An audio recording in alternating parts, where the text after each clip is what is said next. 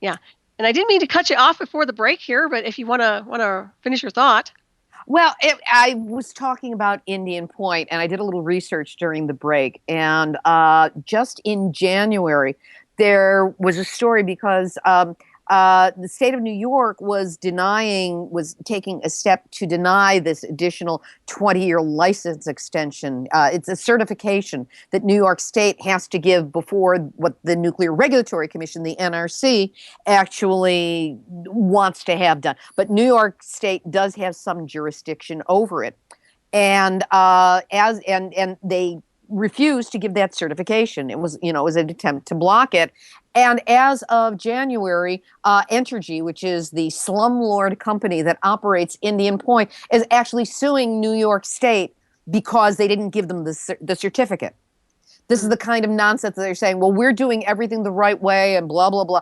And it's like, it's so full of lies that it's like the, I refer to it as psychot, what's the phrase that I use? Systemic psychotic incompetence. Yep. It's system-wide. It is batshit crazy. And it leads to even the most well-intentioned people who are trying to do their jobs in the right way. It makes them incompetent because the entire industry, everything that is being done is aimed in the wrong direction. Mm-hmm. I agree. That's completely dysfunctional. There's no doubt about that. Needs a reset, without a doubt, before we all just wind up going, glowing for sure. I mean, seriously, it's unbelievable. And then, of course, let's not forget the water supply being poisoned. Mm-hmm. Yeah, I mean, yeah. And here's another thing about water supply. This isn't specifically about reactors. This is a whole other nuclear aspect that we need to know about. And that is that in the center of the United States, there is an aquifer that's referred to variously as the Oglala Aquifer or the High Plains Aquifer. It's the same thing. And it underlies 8 states, from northern Texas and a little bit of New Mexico, all the way up to the southern part of South Dakota and, just all the states that are over there. And it's been contaminated with uranium at very high levels because it turns out that naturally occurring uranium is coming in contact with fertilizer that has potassium nitrate in it. And so there's something in potassium nitrate that acts on the uranium to make it water soluble. So what happens is it rains and the water goes down and it percolates down through the soil into the aquifer. So now we've got there, and also in the Sierras in California and going a little bit into Oregon, there are areas where this has been the case as well because the uranium met with the fertilizer. This is a study that came out of the University of Nebraska in Lincoln, Nebraska, and all they did was look at existing data from I forget some of the federal agencies, but existing verifiable data. They did not go off and do their own tests. They just compiled what was already there, and the answer is shocking, but nothing's being done about it. And that's the thing, and they're not doing a darn thing about all this, and our water is being contaminated, everything, our atmosphere is poisoned. It's just unbelievable. The negligence is unbelievable and inexcusable. Mm-hmm. That's why one of the steps we have to take to be proactive with is taking care of our health in the best and most elaborate way possible. I worked together with a woman who is a certified nutrition educator, also a former Greenpeace nuclear campaigner, and the founder of Fukushima Fallout Awareness Network, author of the book Silence Deafening, which is Fukushima Fallout, A Mother's Response. I always want to say A Mother's Revenge, but she won't let me say that. Her name's Kimberly Roberson, and Kimberly and I worked together and actually compiled a 6 audio program on how to protect from radiation. We've got a free report if people want to take a look that's got some information in it, and we keep a rather modest price on the audio program. It's just to reimburse us and help us keep our activism going. And may I give the website for that? Oh, absolutely, yes. Okay, the program is called Radiation Awareness Protection Talk, and the initials for that are RAPT, R-A-P-T. So it's R-A-P like Peter, T like Tom, awareness.com. And like I said, there's a free report available If again, you put your first name in and your email address, and you'll get that. And that will put you on our database. And we periodically, not on a regular schedule, but when a news story about food or water safety hits, we will create something or do a link and we will send that out so you keep up on the information. But if you really want the information, it's 6 audios that include everything: food, how to protect food, water, air, your home environment, your pets, your garden, what supplements to take, what foods to avoid, all kinds of protocols, what to do in case of a nuclear emergency. If there is a radiological event that happens in your area where suddenly they're saying, stay indoors, close your doors and windows and don't go outside unless you absolutely have to. Mm-hmm. Right. And what about staying indoors versus evacuating the area? Do they actually tell people to stay indoors? It would seem to me like it'd be best to leave. Well, there's no evacuation plan on the face of this planet, let alone in this country, It's insane. that's going to work. One of the things that we used to like to laugh about, sardonically, of course, about San Onofre. There was a wonderful activist community that is still working on the issues down there. But one of the things that they like to point out when the facility was still in operation is that the 405 freeway is known as a parking lot under the best of circumstances.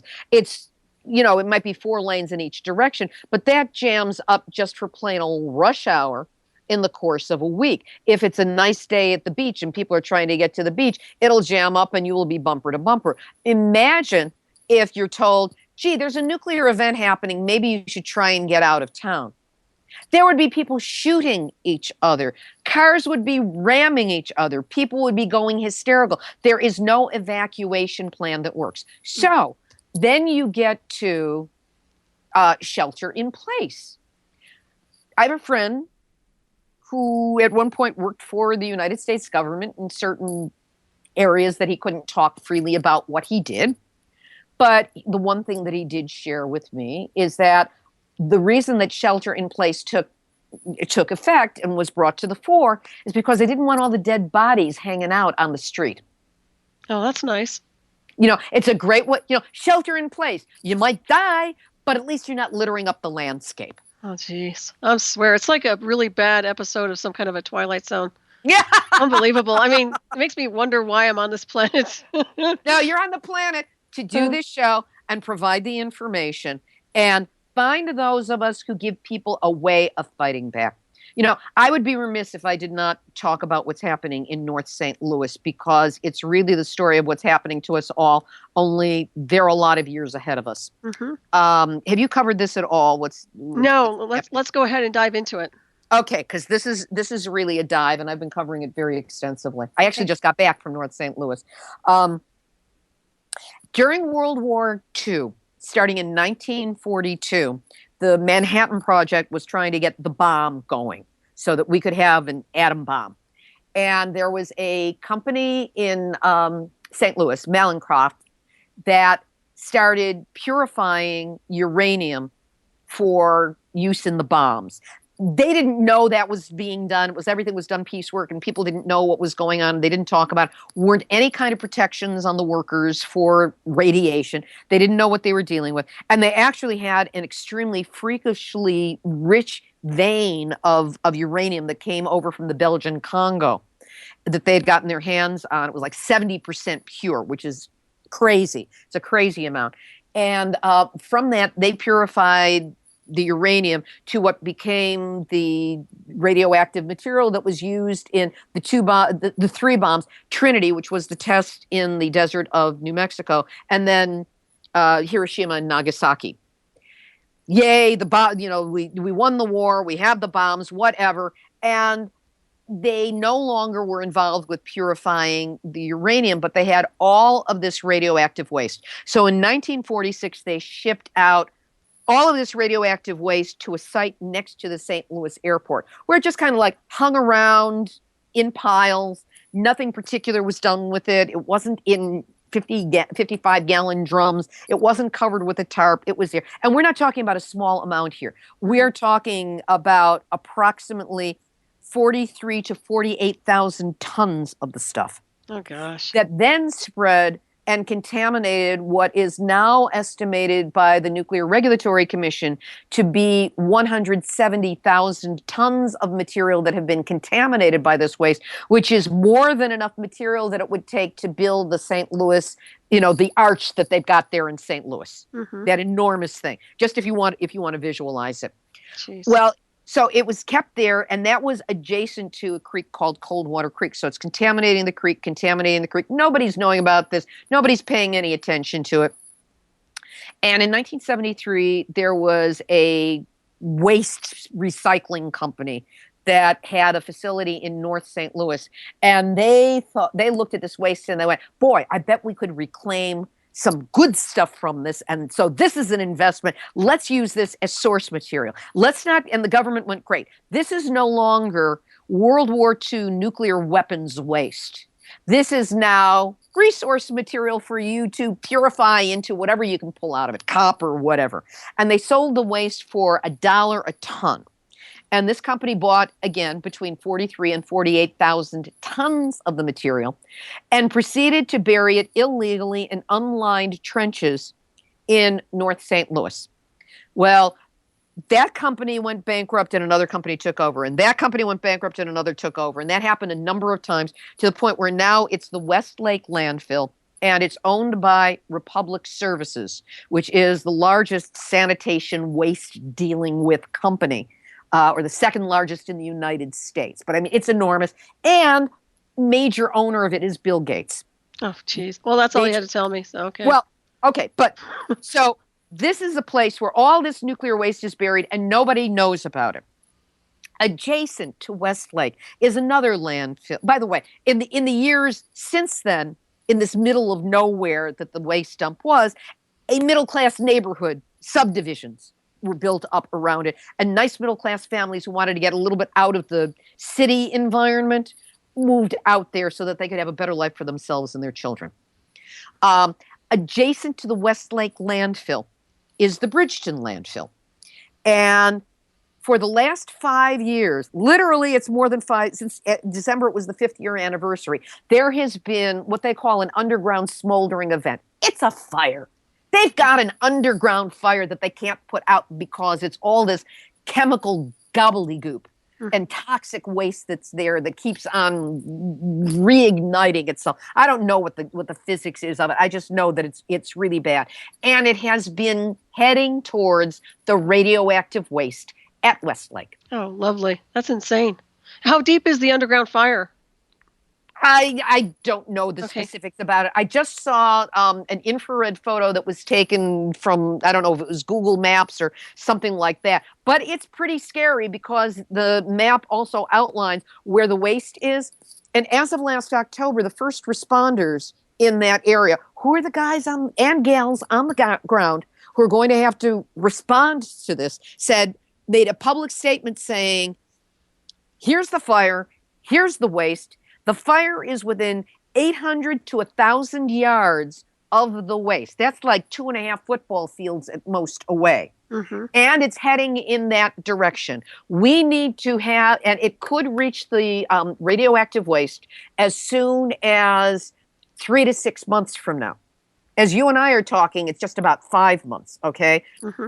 I haven't had word lately as to where the fire actually is. But in last October, they put out this announcement saying, we need to start putting together an evacuation plan. Schools have to have something. Families have to have something. And that's when the issue exploded in the media. And it's interesting that it was the local first responders because it didn't come from the feds and it didn't come from the state. You know, they've got their own hookups. These were the people on the ground who were going to have to be there on the ground because fire hitting nuclear waste and then dispersing it through the smoke, you don't want because there goes it's kind of like being in a Fukushima situation. It might be a little bit closer in an analogy to Love Canal, but this is bad. So people in the area only found out about this 3 years ago, and they found out almost by accident. At that point, a group of moms around Coldwater Creek did an unofficial survey just saying, if you live or lived in this area, is there anybody sick? Are there any cancers? Are there any weird illnesses? They found over 2,000 cases of cancer in a very small area, huge cluster. They have to date found more than 47 cases of appendix cancer. There are oncologists who've been in the business for decades who have never even heard of appendix cancer. Mm-hmm. But Right. they've got it there because the people, there was one woman when I went for a symposium that was held last weekend there. It was put on by a local community college. It's called The Adams Next Door. Dr. Helen Caldicott, who is the most revered, esteemed anti-nuclear activist in the world, who has been responsible for so much of the progress we've made, so many of the organizations that have been put together. She was nominated for the Nobel Peace Prize by Linus Pauling. Mm-hmm. She reinvigorated Physicians for Social Responsibility and International Physicians for the Prevention of Nuclear War. She came to speak to these people. And that was why I went to St. Louis, because I wanted to be at this event. Well, the day before, we had a van tour of the hotspots. And this is like the airport site and the place where they shunted some of the airport site stuff to Laddie Avenue, contamination everywhere. Mm-hmm. And we went to a local park, which is adjacent to adjacent to Coldwater Creek, and met a woman there who lives in the house directly next to the park, who grew up in the area. I mean, from the time she was 1 year old, she's in her early 30s now. She played in the creek. She played in the park. She went running around. Everybody ate the vegetables out of their backyards because, of course, there's a difference between internal and external contamination, and internal is much worse because it's up close and personal with your organs. Mm-hmm. So you eat things, you breathe it, the stuff gets stuck in your lungs. Anyway, this is a woman who never smoked cigarettes, and 3 years ago she was diagnosed with stage 4 lung cancer. That's terrible. And about that time, word was starting to come out about Coldwater Creek and about what was at the landfill. And this is all interconnected. The waste all came from the same site, and it's just been shuttled around to all these different places. So there's a huge area of contamination there, much larger than I had any anticipation of. It truly was overwhelming. Mm-hmm. Overwhelming. Right. And she's talking about what this is like. I have her name's Mary Osco, and I have an interview with her. So to meet somebody where the impact of nuclear radiation, improperly disposed of waste, nuclear industry's dirty little secret, dirty, dirty, dirty secret, Mm-hmm. is that they've got nothing to do with the waste. They don't have any place to put it. They have no way to remediate it. But it takes so long for the impact to happen that they always say, they will always use the word immediate, say, there's no immediate danger. There's no immediate health impact. They like to say about Fukushima, well, nobody died. Nobody has died from Fukushima's radiation. Well, not yet. So what we are seeing in North St. Louis is what happens after 70 years of exposure, because remember, it was 1946. Before that, it was being manufactured there from 1942 on, but 46 was when it was moved to the airport site, so it started to be more generally there. And by the way, it was trucked in open dump trucks, so stuff could just fly out the back, which it did. And there were roads that had to be remediated and repaved over and made wider to be able to cover up some of the radiation that was there. Unbelievable negligence. It's just unbelievable. It's systemic, it is psychotic, and it is incompetent. Yes, very much so. They don't know how to be competent. Yeah, it makes me really wonder what the heck kind of people are running this country, and the illusion of, and where's the accountability once again? Well, we seem to have lost checks and balances. Mm-hmm. I mean, we don't have to go in some of the the current shenanigans in the Senate. And I like the thing that I always like to see the meme on Facebook of a group of baboons is called a Congress. Oh yeah, that's a good one. So it's kind of like that's what they are. But there is no accountability, and they've gotten away with it because it's been invisible. Mm-hmm. Exactly. It's invisible. It takes time. It's almost like radiation is cooperating with the polluters. I mean, it is the most diabolical, demon-esque substance we've got on the planet. Mm-hmm. And I like to point out to some of my Christian friends who, that anybody who, I mean, if you believe in the devil, what is more, and if you believe in hell and hellfire and brimstone, what's more like brimstone and eternal fire than nuclear? What is more toxic than the radiation that lasts? Plutonium's half-life is 24,000 years. You multiply that by 20, you get 480,000 years. And then you've got other isotopes where their half-life is into millions of years. That's forever. That's eternal damnation, if you want to look at it through that particular filter. Mm-hmm.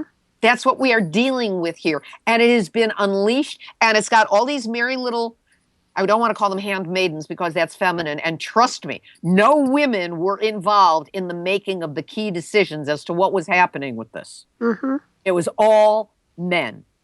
Yep. And their ignorance and their disrespect of life and their lack of accountability and their lack of taking responsibility, because nobody's willing to stand up and say, we made a mistake. We have to backpedal and do something else. Nobody wants to admit it because it's gotten to be so huge, I believe, that the panic and the rage and the existential impact of this is going to be so enormous when it hits, not if it hits.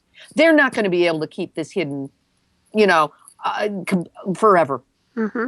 They can't. I mean, we're talking about it. Other people are finding, and other people are finding, and and it's going. They keep on trying to put it out, but these things keep malfunctioning at a greater and greater rate with worse problems in it. We've already had some near catastrophic problems with nuclear reactors. There's some other people I can suggest who might be able to, read you chapter and verse on this. Right. Well, what really concerns me when you're talking about St. Louis is, what kind of window of time are we talking about before that goes? It goes, full nuclear insofar as a reaction of that fire. Well, right now, and this is something that your listeners can do. This is a discrete action. I think you have to be in the United States. You have to, or you at least have to have a U.S. zip code to reference to talk to a representative. But right now, the Environmental Protection Agency, which is a nuclear apologist organization, mm-hmm. headed by the new McCarthyism. Her name is Gina McCarthy, and I call her Gina Never Met a Nuke I Didn't Like and Cover for McCarthy, because all she does is cover for the nuke industry and do absolutely nothing. She was the one who was supposed to be responsible for the radiation monitors on the west coast of the United States when Fukushima happened, and 20% of them were completely offline at the time, and some of those had been offline for more than 130 days. Mm.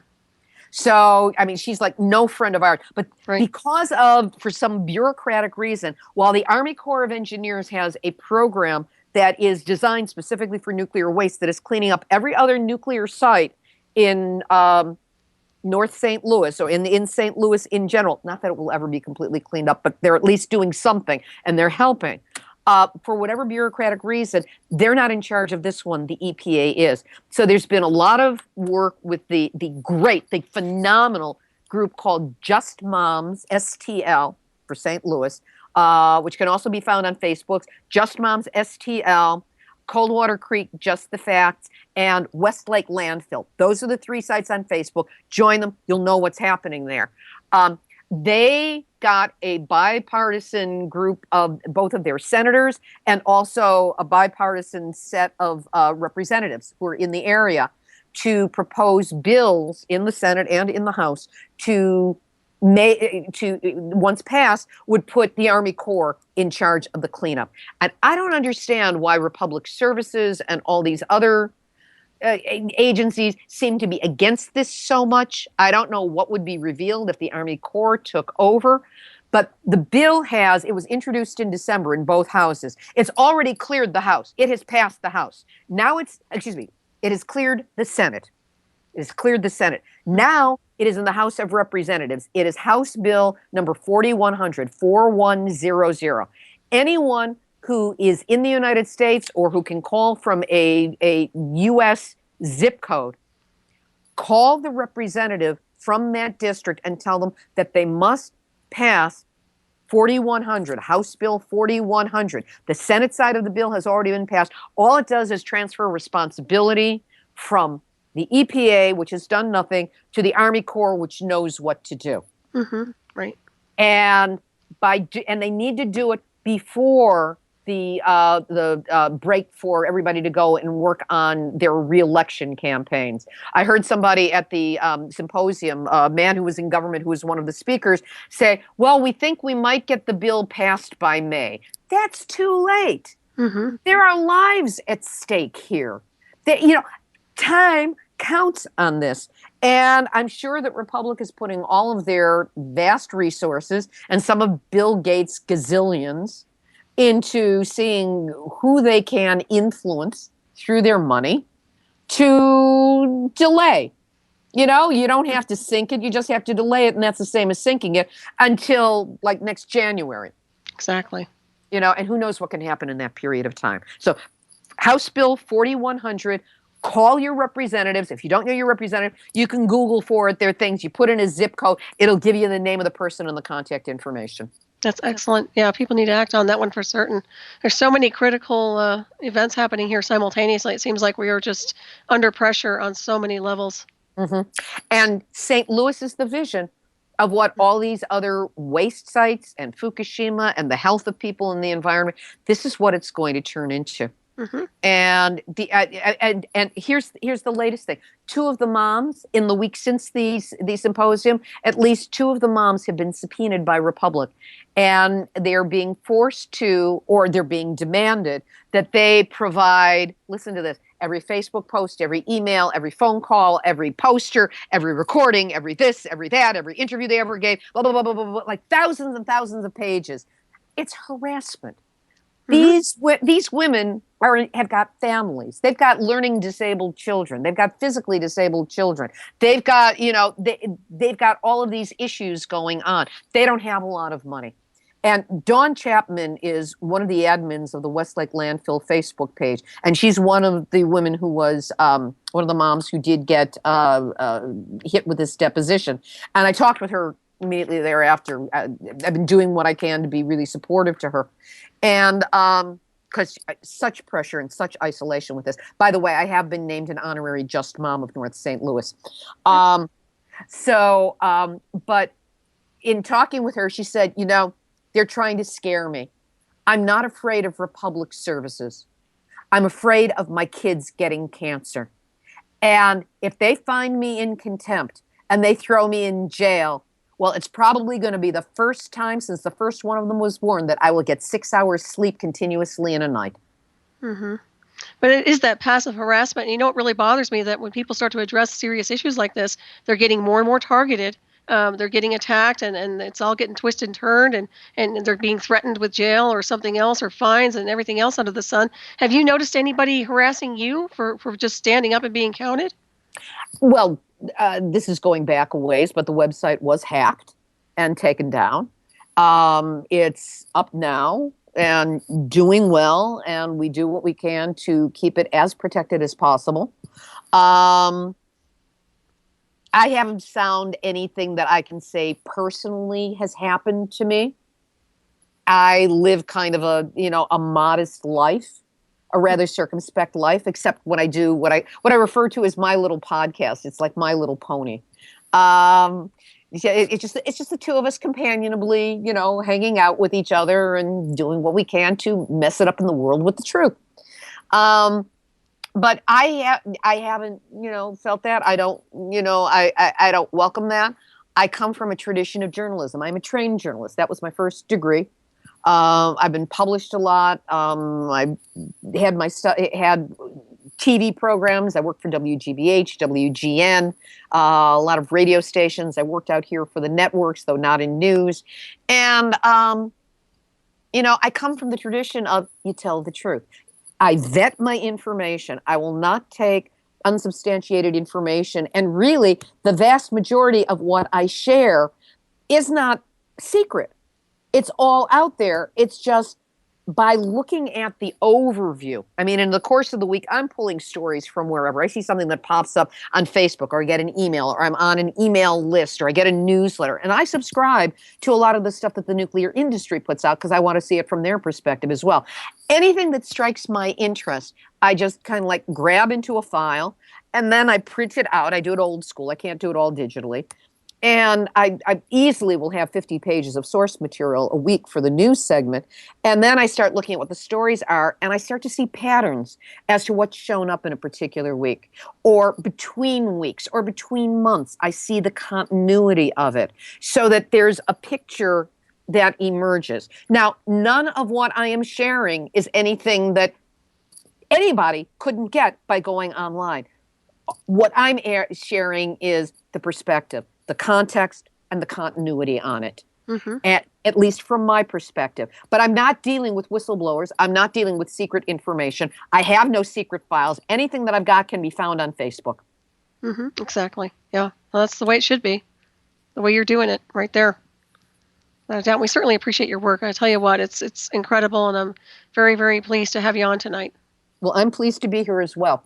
Do you have any, are there any questions that are coming in from If you people? guys have, let me check chat real quick. If you guys have any questions, go ahead and text them in the chat. And are you up for phone calls? I can open up the phone lines. It's up to you.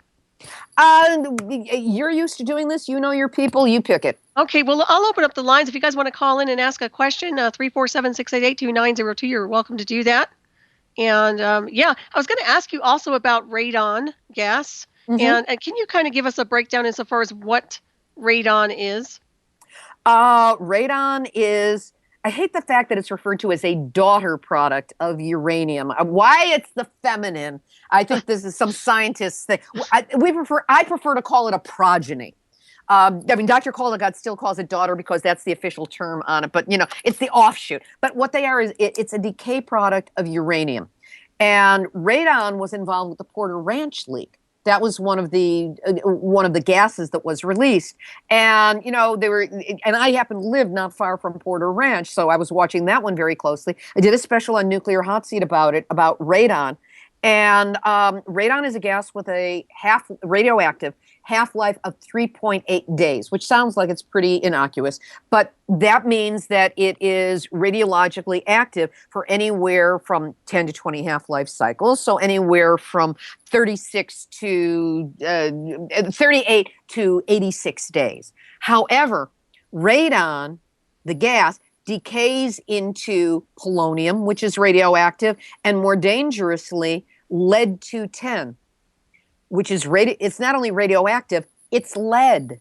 Mm-hmm. So, and that has a half-life of 22 years, which extrapolates out to being radiologically active for as long as 440 years.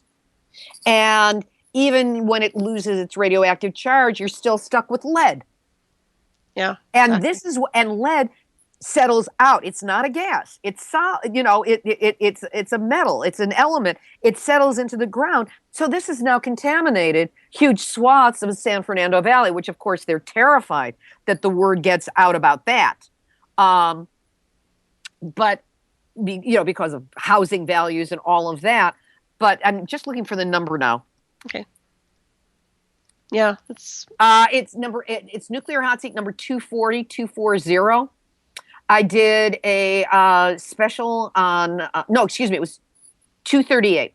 I did something else on 240 about health. But 238 was about Porter Ranch and radon. The entire show was focused on that particular threat. And if people want to know more about radon, that's where you'll hear it, because I've got waste specialists, I've got an environmental attorney, and I've got an environmentalist who's also running for state representative from the Porter Ranch district. And they're all talking about it, and you'll learn a lot about radon there. And that was where I learned about the lead. So it becomes more radioactive even as it decays. Decay doesn't mean that it goes away. In some instances, it means it only becomes more radioactive. Mm-hmm. Exactly.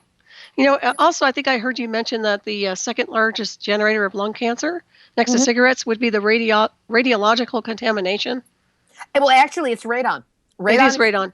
Radon is number 2, right after cigarette smoking. That's amazing to me. It's just unbelievable. So whenever you hear somebody saying, well, I don't know how she could have possibly gotten lung cancer. I mean, she never smoked cigarettes. I guess sometimes you just can't help it. Here's something about the cancer equation that does not get worked on, but people really need to think about. And that is if there is a rare cancer or if we just can't figure out what's causing this cancer, always look to find a radiological source, because inevitably you're going to find one. There's going to be some exposure factor there. And I think one of the greatest con games that has ever been done on people in terms of health is that, oh, you have cancer, let's treat you with radiation. Radiation causes cancer. Right, exactly. Yeah. That's the part, the radiation treatment. It's just insanity. Once again, no logic behind what they're doing, of course, but it's money. It's all about money. A lot of it which is such a false and artificial concept anyway. Oh, absolutely. Yeah, it's just a real big rabbit hole with many layers. I'll tell you what, but at least we're peeling off these layers as we go, which is really good. And also, I wanted to kind of touch on the water supply in Flint, Michigan. I mean, that's another one that's insanity. So, well, you put the EPA in charge of anything, and they're going to mess it up, right? Yeah, I mean, it's just unbelievable. It's almost like they're trying to poison people. Well, they're trying to poison the people they think don't count. Okay? If you are a person of color, if you are a person in lower socioeconomic ranks, if you are in some way deviant in your beliefs or your behaviors, and put deviant in quotes, that just means you have deviated from the norm, which is the smack center, where the vast majority of people are in lockstep with each other. If you deviate from that, it brings attention to you. And there really is a desire for conformity in the masses, I believe a much smaller group, and I'm just coming to this understanding now, a much smaller group of masses in the masses, just enough to be service industry. And that somehow the ruling elite, are going to be able to get away with this and, just have much more space and much more freedom and la, la, la. What they don't realize is they are not immune to the consequences of their actions. When I talk in public, and I do speaking tours, I speak with groups whenever and wherever possible. And there are actually some people who are talking about trying to help get a speaking tour together for me this summer on the East Coast. I don't know where it is right now, but they said that they were going to look into it. But when I do, there's an exercise I always do. And that is, no matter the size of the group, I will say, okay, we're going to do this as an audio. First of all, I just want to catch a level of applause. We're not at a rally. We're, just give me a normal level of applause. And people applaud, and we get to hear what that level is. And then I say, all right, if you do not know anyone who has or had cancer, you don't know anyone in your life who has or had cancer, I want you to applaud on the count of 3. And I do that. And every last time I have done it, there has been dead silence. Dead silence. Because we all know people who have or had cancer. The next time I do this, I'm going to say, okay, let's start out. Let's hone this down a little bit. If no one in your family or your close circle of friends has or had cancer, let's do the same thing. And I'm willing to bet that the vast majority of people, if not all of them, will not be applauding, because we all know people who have that. Why has this epidemic happened? Why is it we're expected that like 1 out of 2 of us is going to get this? Exactly. Yeah, and don't forget the animals. I mean, I'm sure that skyrocketed with cancers in pets. That's one of the things that was a key aspect in North St. Louis, because the veterinarians were all reporting huge numbers of cancers and tumors in dogs. In dogs as young as 5 years old, 5 and 6 years old, are dying of cancerous tumors. Anything that's happening to the animals is happening to us. Exactly. Well, they're kind of like the canaries to some degree. The animals, I mean, what happens with the animals is we're next in line, usually. So it's just unbelievable stuff that's happening here. And of course, it seems like, once again, they turn a deaf ear to everything that's happening. But I'm really glad you're addressing this. And I hope everybody listening really wakes up to what's happening with this type of toxicity that's happening worldwide, not just here in America. Well, I do cover the world. I mean, I have contacts all around the world and have interviewed them for Nuclear Hot Seat. Listen to the show. NuclearHotSeat.com. If you prefer, you can get it through iTunes. Just subscribe under podcasts. There's a video channel where there's there's somebody who very nicely every week creates videos, but there are parts of my show she doesn't like, so she always takes out my theme song. And there are other things too she will take out in the course, but it's there. At least it's on video, and I'm only now starting to understand the YouTube aspect of social media. And it's not just, hey, here's this cool video, but it really is. There are a lot of people who won't listen to a podcast, but they will watch a video, even if the video only has a single picture on it for the entire hour. Right. It doesn't make sense to me, but that's just how some people get their information. So I'm now in the process of, I don't want to say beef up, but maybe tofu up my video presence online. But there is a channel of nuclear hot seat videos, and you are welcome to take a look at those as well. The pictures have nothing to do a lot of the time with what you're actually listening to, but that's okay. And I love your book title, by the way. Yes, I Glow in the Dark, 1 Mile from 3 Mile Island to Fukushima and Beyond. And that's on Amazon.com as well, right? Right. It's an ebook on Amazon, and I've started a rewrite of it because I did that. It actually came out about, I think it was 2 years ago, and 2 or 3 years ago. And my perspective for the final chapters has changed tremendously. And also, I only published it as an ebook at that time. Once I finish this rewrite, it's going to be a book. And the reason it's called Yes, I Glow in the Dark is when I came back to Los Angeles from 3 Mile Island, I would tell people where I was. And a lot of them had forgotten about it already, but those who remembered, they would say, isn't it like you to be where the action is taking place?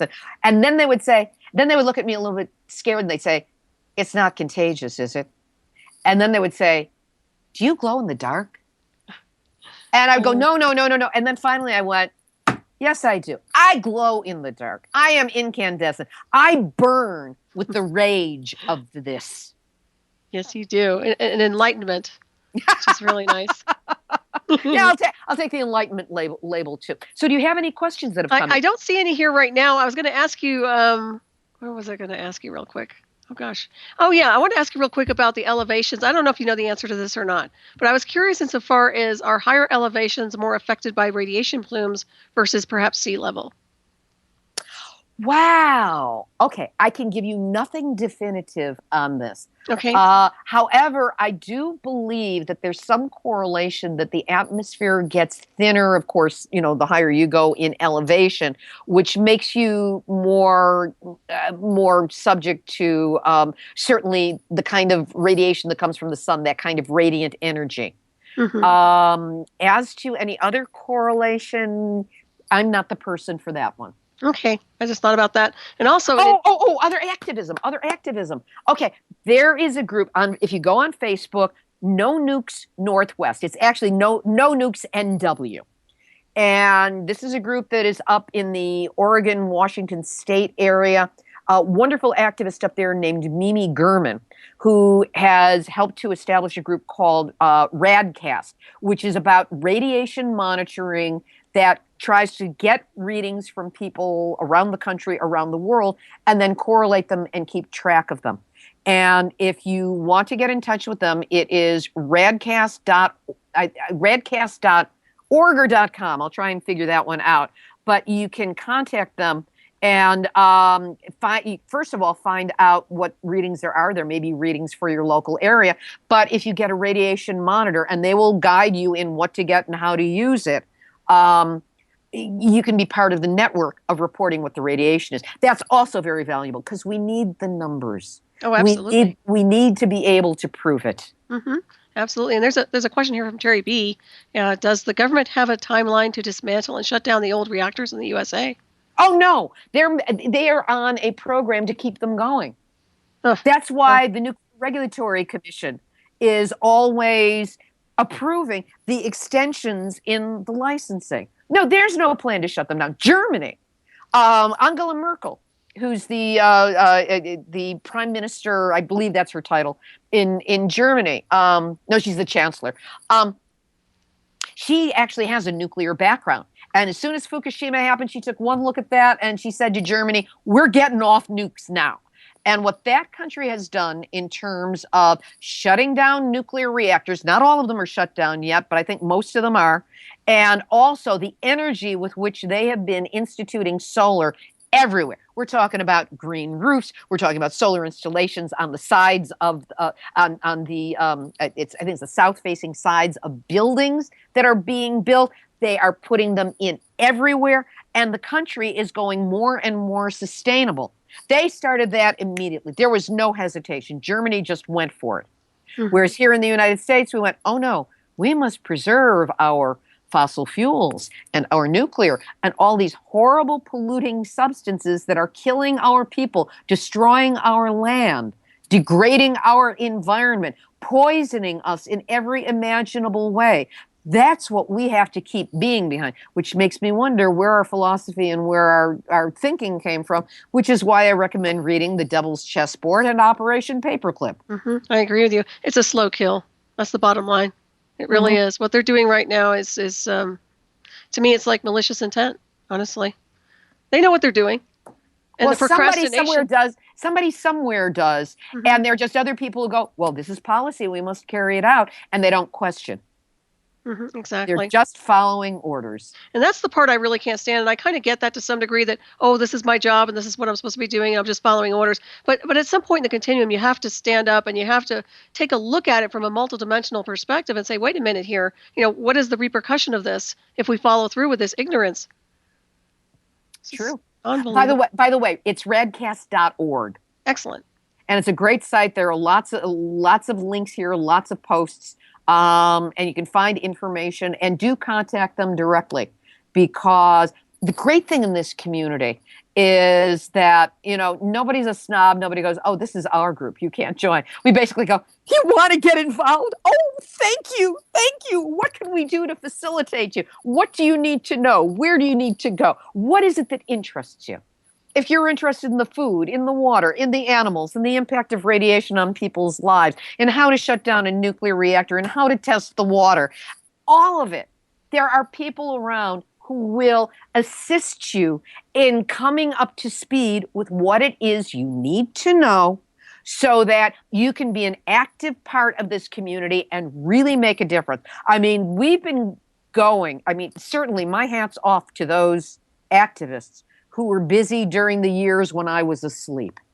I say at the end of my show, most shows, not this past one, the past one on Westlake Landfill, number 244. You want to know what's happening? Listen to number 244.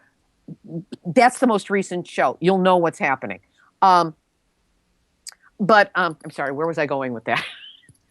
I get so passionately tied up with this.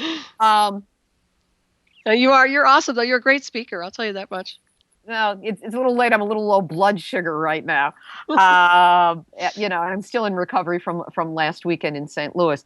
But what I was saying is that, that the activists who were active during the years when I was asleep, as so many of us are asleep, and maybe some are just starting to wake up now. It was like it got to the point where it was a skeletal crew. And they kept it going. They kept the organizations going, whatever. After Fukushima, there was an influx of people to the movement, including myself. And that gave it a little bit more muscle, a little bit more steam. And now, with the prevalence of the issues that are coming out, the frequency with which they're coming out, the fact that they're not coming out in, obscure areas in the middle of the country where the entire local economy rests on jobs coming from the local end plant, but that it's happening at New York City. It is happening adjacent St. Louis. When the biggest mistake that happened in connection with San Onofre down here in Southern California, which we shut down, was that it was not in the middle of nowhere with people who were dependent on it. It was like some of the most expensive real estate in the country, in the world, was on the line there if that thing malfunctioned. And because of that, there was a very intelligent and very lawyered up group of people who got involved. There are more and more people who are waking up to the fact that, gee, this is a problem. Should something be done? And we'll take you one at a time. We'll take you in groups. We'll take you in hordes. We need muscle. We need numbers. When I say we need you to call your representative and say, you must pass House Bill 4100 and this is why, and listen to Nuclear Hot Seat 244, you'll understand why, and then you'll be able to say what needs to be said. We really need your numbers. If there's a demonstration that takes place, we need numbers. If there's a petition that needs signatures, we need your numbers. We need every last one of you, and to share it with your networks and tell them to share it with their networks. It's the only way we're going to turn this around, is from the smallest of the grassroots up. Absolutely. Yeah, there's power in numbers. There's no doubt about that.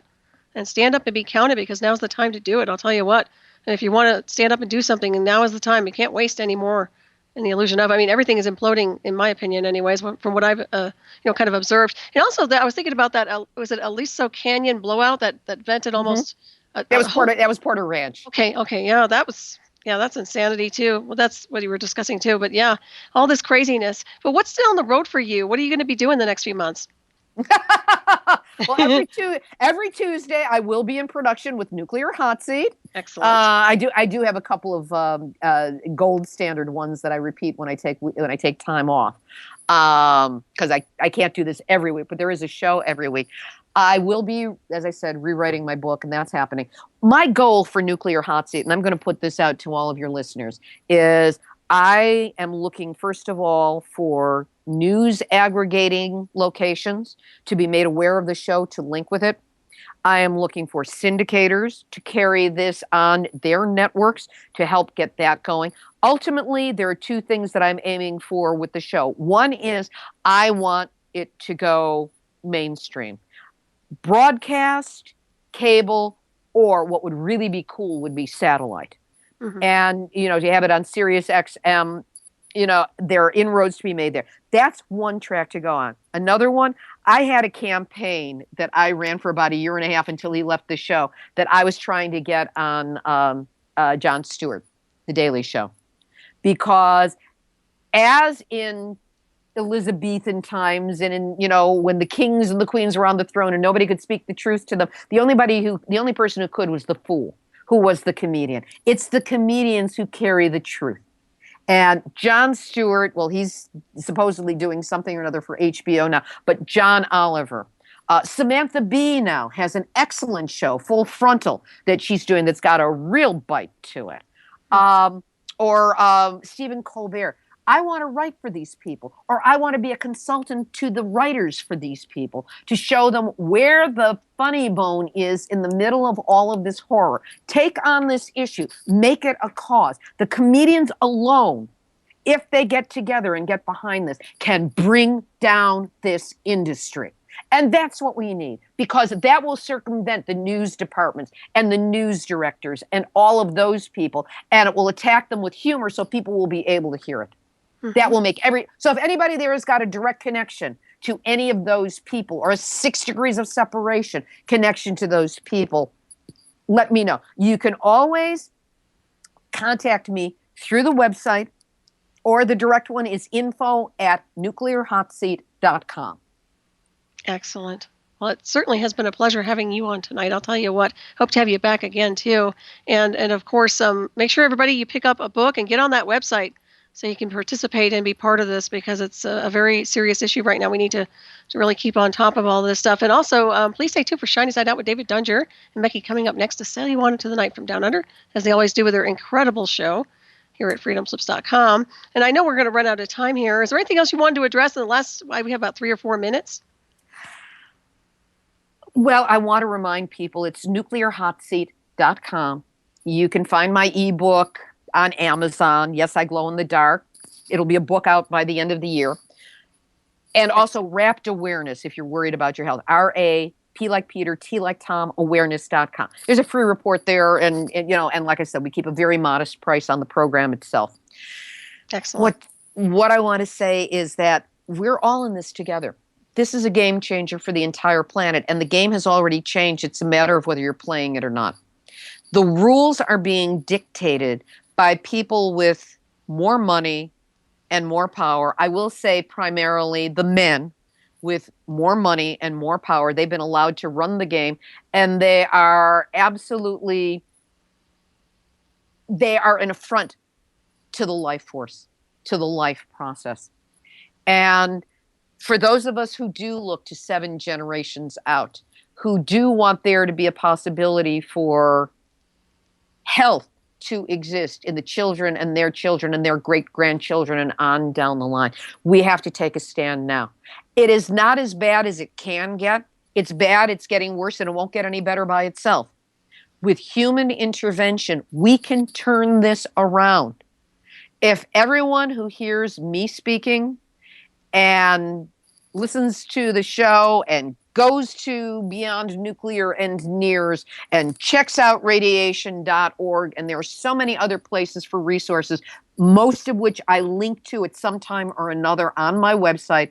If you go to the website, there are links to other places and other sources of information, so you can start tracking it down. But for anybody who is conscious of the issues that we are facing on this planet at this time, you cannot ignore nuclear, because the other things that are going on, we may be able to survive, but nuclear is forever. Life on this planet only evolved once the radiation levels came down far enough that life could start to generate. But radiation kills life. Radiation mutates our DNA, our genetics. It attacks the fetus. It attacks women in our reproductive areas. There's a reason why, breast cancer and ovarian cancer and all of those are really prevalent. They are the most vulnerable. Girls who are going to grow up to, of course, be the ones who carry life into the future. Guys, nice try, but you can't do it by yourself. But the females are twice as vulnerable to radiation as little boys are. Women are more vulnerable than men are. And if we cannot have DNA that supports good life, it's over for the human race. So don't go into despair. Fight back now. Get active. Thank you so much, Libbe. It's been a pleasure to have you on. Thank you, everybody, for tuning in, and have a great week. Thanks again, Libbe. It's been awesome. It's been wonderful being on with you, Flowers. Thank you so much for the opportunity. My pleasure. Thanks, everyone. Good night.